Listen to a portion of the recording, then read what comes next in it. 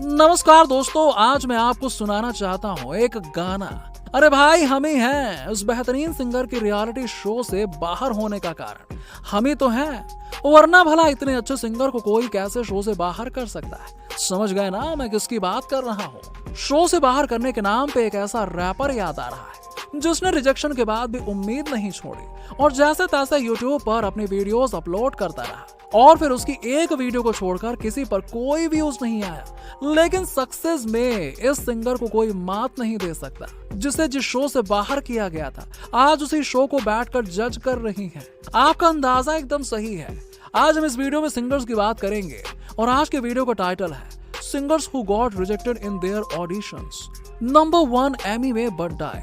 नाम कमाने के लिए यूट्यूब पर मार्च 2014 में रिलीज किया अपना पहला रैप और बंटाई, लेकिन इस वीडियो के बाद किसी भी वीडियो पर नहीं मिला था कोई भी व्यू। हालांकि रैपर ने यूट्यूब पर कोशिश करने से पहले दिया था इंडियाज गॉट टैलेंट में ऑडिशन, लेकिन वहां उन्हें फेस करना पड़ा था रिजेक्शन। अब तो पहचान गए ना कि हम किसकी बात कर रहे हैं।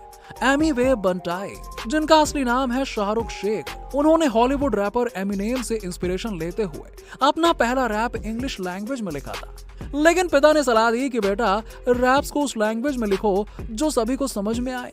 पर 2014 में अपनी वीडियो यूट्यूब पर अपलोड करने के बाद एमी वे को फेम के लिए 3 साल तक का इंतजार करना पड़ा था और 3 साल बाद उन्हें कुछ ऐसा फेम मिला जिसकी उन्होंने कभी कल्पना भी नहीं की थी। अब हुआ ये था कि एक इंटरव्यू में रैपर रफ्तार ने एमी वे के पैसे नहीं कमाने की बात बोली थी, जिसका जवाब देते हुए एमी वे ने अपने चैनल पर इस ट्रैक को रिलीज किया था। इस ट्रैक ने काफी कंट्रोवर्सी क्रिएट की और इस कंट्रोवर्सी का फायदा एमी वे को कुछ ऐसा हुआ कि एक ही दिन में उनके यूट्यूब चैनल पर रिकॉर्ड ब्रेकिंग 5 लाख से भी ज्यादा सब्सक्राइबर्स हो गए। कैन यू इमेजिन, एक रैप सॉन्ग और 5 लाख सब्सक्राइबर्स। और अब एमी वे इतने सक्सेसफुल हो गए कि बॉलीवुड मूवी गली बॉय में भी उनका रैप सॉन्ग तो आपने सुना ही होगा। इसके साथ ही रेडियो सिटी एफएम से एमी वे बंटाई को बेस्ट हिप हॉप आर्टिस्ट का टाइटल लगातार 3 सालों तक मिला। नंबर 2, विशाल मिश्रा। बॉलीवुड के आज के टाइम में एक ऐसे म्यूजिक कंपोजर और सिंगर हैं जिन्हें कभी रियलिटी शो से बाहर फेंक दिया गया था, और वो भी एक नहीं 2 बार। बिल्कुल सही सुन रहे हैं आप, 2 बार शो से बाहर। और इस सिंगर कंपोजर ने नाम कमाने के लिए इंडियन आइडल सीजन 4 में पहली बार ऑडिशन दिया था, लेकिन उन्हें रिजेक्ट कर दिया गया और फिर उसके बाद उन्होंने सीजन 6 में वापस से ऑडिशन दिया, जहां पहले राउंड में तो उनका सिलेक्शन हो गया, लेकिन दूसरे राउंड में पहुंचने के बाद उन्हें बाहर का रास्ता दिखा दिया गया। मैं बात कर रहा हूं विशाल मिश्रा की, जिन्होंने एक शो से 3 बार रिजेक्ट होने के बाद ना हिम्मत हारी ना हौसला। तभी तो पूरे जोश के साथ उन्होंने फिर से डीडी नेशनल के रियलिटी शो भारत की शान सिंगिंग स्टार में हिस्सा लिया और फाइनली शो के विनर का टाइटल अपने नाम किया। और अगर बात ब्रेक की करें तो वैसे तो विशाल मिश्रा को उनका पहला ब्रेक करीब के सिंगल ट्रैक में एज अ कंपोजर मिला था, लेकिन कंपोजर से ज्यादा सिंगर को याद रखते हैं और ये बात विशाल बहुत अच्छी तरह से जानते थे। तभी तो उन्होंने सही मौके का इंतजार किया और कई मूवीज के लिए कॉम्पोजिशन करते रहे, लेकिन फिर उन्हें फिल्म कबीर सिंह के लिए सॉन्ग कैसे हुए गाने का मौका मिला। इसके बाद वो इतने फेमस हो गए कि हर कोई विशाल मिश्रा को सुनना पसंद करता है। और शायद आपको जानकर शौक लगेगा कि पिछले साल कोविड-19 के वक्त पॉपुलर हुए सॉन्ग मुस्कुराएगा इंडिया का कॉम्पोजिशन भी विशाल मिश्रा ने अक्षय कुमार और जैकी के कहने पर किया था। नंबर 3, मोनाली ठाकुर। बॉलीवुड का हिट नंबर जरा जरा टच मी और उसी फिल्म का एक और सॉन्ग ख्वाब देखे झूठे झूठे हम सभी के जुबान पर आज तक है। लेकिन क्या आप जानते हैं कि इस गाने के सिंगर के साथ भी कुछ ऐसा ही हुआ था जैसा हमने कई सिंगर के साथ सुना है।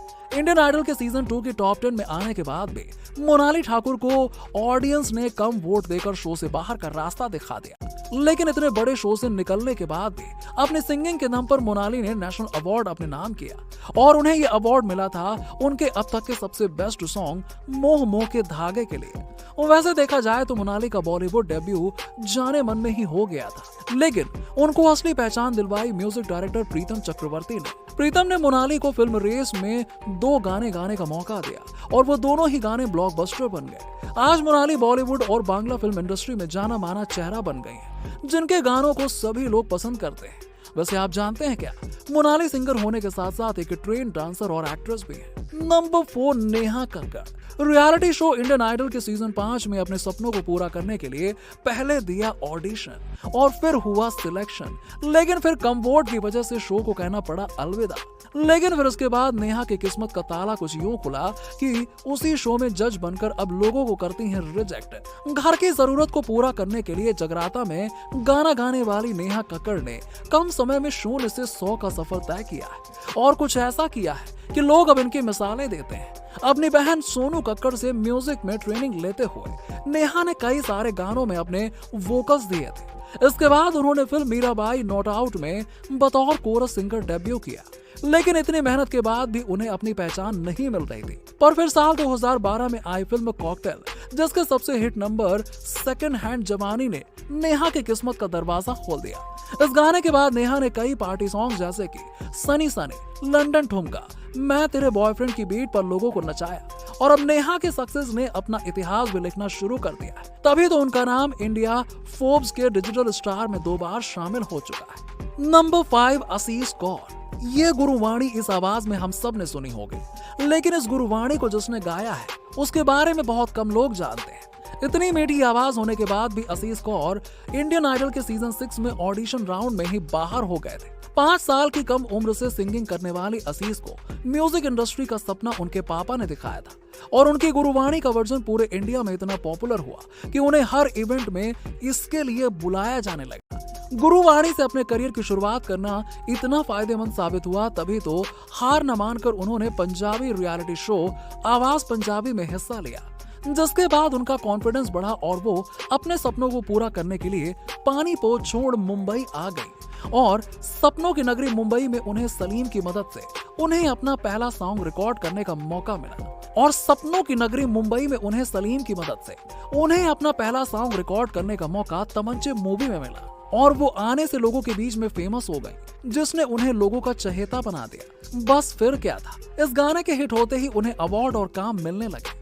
नंबर 6, जुबिन नौटियाल। अपनी स्टाइल और अपनी स्माइल से लोगों का दिल जीतने वाले सिंगर, जिनका कंपैरिजन अक्सर आतिफ असलम और अरिजीत सिंह से किया जाता है, उन्हें अपने पहले ऑडिशन के वक्त जज सोनू निगम से मिला था रिजेक्शन। मैं बात कर रहा हूं जुबिन नौटियाल की, जिन्होंने रियलिटी शो एक्स फैक्टर के लिए ऑडिशन दिया था, लेकिन सोनू निगम ने उन्हें रिजेक्ट कर दिया था, जिसकी वजह से उन्हें टॉप 25 से बाहर होना पड़ा था। इस रिजेक्शन ने आज के फेमस सिंगर को एक जमाने में गानों के स्क्रैचेस गाने को मजबूर कर दिया। लेकिन भाइयों, कहा जाता है ना कि जहां चाह है वहीं राह है। इसी सोच के साथ जुबिन अपने हर स्क्रैच को ऐसे गाते थे मानो जैसे वो गाने का ओरिजिनल वर्जन हो। ऐसे ही एक दिन जुबिन ने फिल्म शौकीन का तेरी मेहरबानी का स्क्रैच वर्जन गाया था, जिसे जब फिल्म के लीड अक्षय कुमार ने सुना तो वो इसके दीवाने हो गए और इतने हुए कि उन्होंने स्क्रैच गाने वाले जुबिन से ही गाने का ओरिजिनल वर्जन रिकॉर्ड करवाया, और वो भी बिल्कुल स्क्रैच वर्जन जैसा ही, यानी कि बिना किसी चेंजेस के।